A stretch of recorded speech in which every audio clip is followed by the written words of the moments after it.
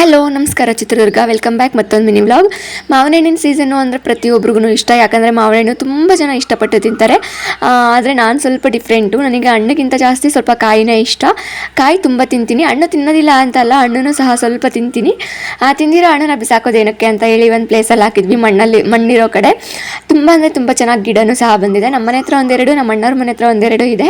So ನಮ್ಮ ಅಣ್ಣವ್ರ ಮನೆ ಹತ್ರ ಇರೋದನ್ನು ಸಹ ಕಿತ್ಕೊಬಂದ್ಬಿಟ್ಟು ಒಂದು ಕವರ್ಗೆ ಹಾಕ್ತಾ ಇದ್ದೀನಿ. ಏನಕ್ಕೆ ಅಂತ ಹೇಳಿದ್ರೆ ನಾವೇ ತಿಂದಾಕಿರೋ ಹಣ್ಣಿನ ಬೀಜದಿಂದ ಗಿಡ ಬಂದರೆ ತುಂಬ ಅಂದರೆ ತುಂಬ ಖುಷಿ ಆಗುತ್ತೆ. ಹಾಗೆಯೇ ಅದನ್ನೇ ತೋಟದಲ್ಲಿ ಹಾಕಿ ಅದರಿಂದ ಹಣ್ಣು ಬಂದರೆ ಇನ್ನೂ ಖುಷಿ ಆಗುತ್ತೆ. ಅದಕ್ಕೋಸ್ಕರ ನೋಡೋಣ ಅಂತ. ಬರೋದು ಸ್ವಲ್ಪ ಲೇಟ್ ಆಗ್ಬೋದು, ಅಂದರೆ ಫ್ರೂಟಿಂಗ್ ಟೈಮ್ ಸ್ವಲ್ಪ ಲೇಟ್ ಆಗ್ಬೋದು, ಬಟ್ ತುಂಬ ವರ್ಷ ಬಾಳುತ್ತೆ ಗಿಡ ಅನ್ನೋದು ನನ್ನ ನಂಬಿಕೆ. ಈಗ ಕಸಿ ಮಾಡಿರೋ ಗಿಡಗಳೆಲ್ಲ ಸಿಗ್ತವೆ ಹೈಬ್ರಿಡು, ಬೇಗ ಹಣ್ಣು ಬರುತ್ತೆ, ಆದರೆ ಮರಗಳು ಬೇಗ ಹಾಳಾಗ್ಬಿಡುತ್ತೆ.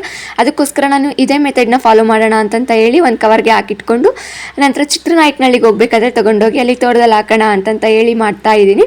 ಇನ್ನೇನು ಮಳೆಗಾಲ ಸ್ಟಾರ್ಟ್ ಆಗಿದೆ. ಇವಾಗ ಯಾವುದೇ ಗಿಡನ ಹಾಕಿದ್ರೂ ಸಹ ತುಂಬ ಅಂದರೆ ತುಂಬ ಚೆನ್ನಾಗಿ ಬೆಳೆಯುತ್ತೆ. ಅದಕ್ಕೋಸ್ಕರ ಅಮ್ಮ ಇವಾಗಲೇ ಕವರ್ಗೆ ಹಾಕ್ತಾ ಇದ್ದಾರೆ. ಗಿಡ ನೋಡಿ ಎಷ್ಟು ಹೆಲ್ದಿ ಆಗಿದೆ ಅಂತಂತ ಹೇಳಿ. ಬಟ್ ನೋಡಬೇಕು ಎಷ್ಟು ವರ್ಷಕ್ಕೆ ಇದು ಹಣ್ಣು ಬಿಡುತ್ತೆ ಅಂತ. ಕಾಯ್ತಾ ಇರಿ. Thank you for watching.